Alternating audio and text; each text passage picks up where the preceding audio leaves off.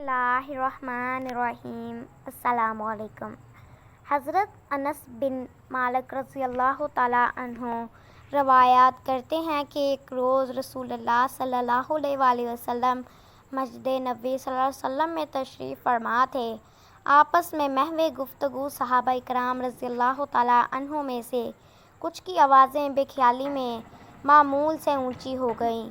یہ سب انجانے میں ہوا، ورنہ صحابہ کرام رضی اللہ تعالیٰ عنہ تو حضور اکرم صلی اللہ علیہ وآلہ وسلم کے ادب و احترام کا بہت خیال رکھتے تھے، لیکن رب ذوالجلال کو اپنے محبوب رسول صلی اللہ علیہ وآلہ وسلم کی موجودگی میں آواز کی یہ بے احتیاطی بھی پسند نہ آئی، اور جبرائیل امین علیہ السلام اللہ کا حکم لے کر حاضر ہو گئے۔ سبحان اللہ!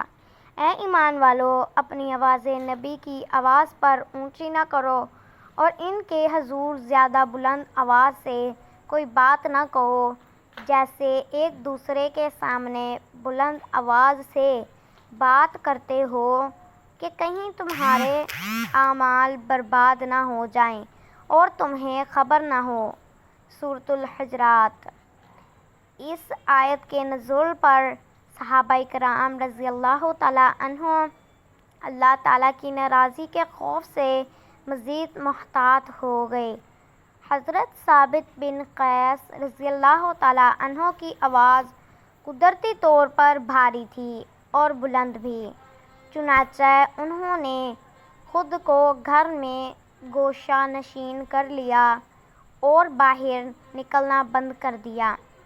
تنہائی میں اتنا روتے کہ داڑھی آنسوؤں سے تر ہو جاتی، حتیٰ کہ کھانا پینا بھی ترک کر دیا۔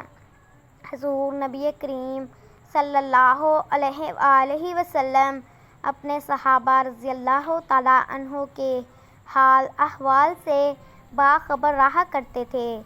سو جب کئی دن گزر گئے اور حضرت ثابت بن قیس رضی اللہ تعالیٰ عنہ نظر نہ آئے، تو آپ صلی اللہ علیہ وآلہ وسلم نے حضرت سعد بن معاذ رضی اللہ تعالیٰ عنہ سے دریافت فرمایا، ثابت کا کیا حال ہے؟ حضرت سعد نے جواباً عرض کیا، یا رسول اللہ صلی اللہ علیہ وآلہ وسلم، وہ میرے پڑوسی ہیں، مگر مجھے ان کی بیماری وغیرہ کا تو کوئی علم نہیں، البتہ ابھی جا کر ان کی کیفیت معلوم کر کے آپ صلی اللہ علیہ وآلہ وسلم کو مطلع کرتا ہوں۔ حضرت سعد جب ان کے گھر گئے تو وہ سر جھکائے بیٹھے تھے۔ حضرت سعد رضی اللہ تعالیٰ عنہ نے پوچھا، اے ثابت، کیا حال ہے؟ جس پر انہوں نے جواب دیا، برا حال ہے، میری آواز سب سے بلند اور بھاری ہے، چنانچہ بعض اوقات غیر ارادی طور پر میری آواز رسول اللہ صلی اللہ علیہ وآلہ وسلم کی آواز سے بلند ہو جاتی تھی، لہٰذا اس آیت کے نزول کے بعد اب میرے سب اعمال ضائع ہو گئے اور اسی غم نے مجھے نڈال کر رکھا ہے۔ حضرت سعد رضی اللہ تعالیٰ عنہ نے واپس جا کر نبی کریم صلی اللہ علیہ وآلہ وسلم کو مطلع کیا تو آپ صلی اللہ علیہ وآلہ وسلم نے فرمایا، تم ان کے پاس جاؤ اور ان سے کہو کہ وہ جنتی ہیں۔ سبحان اللہ!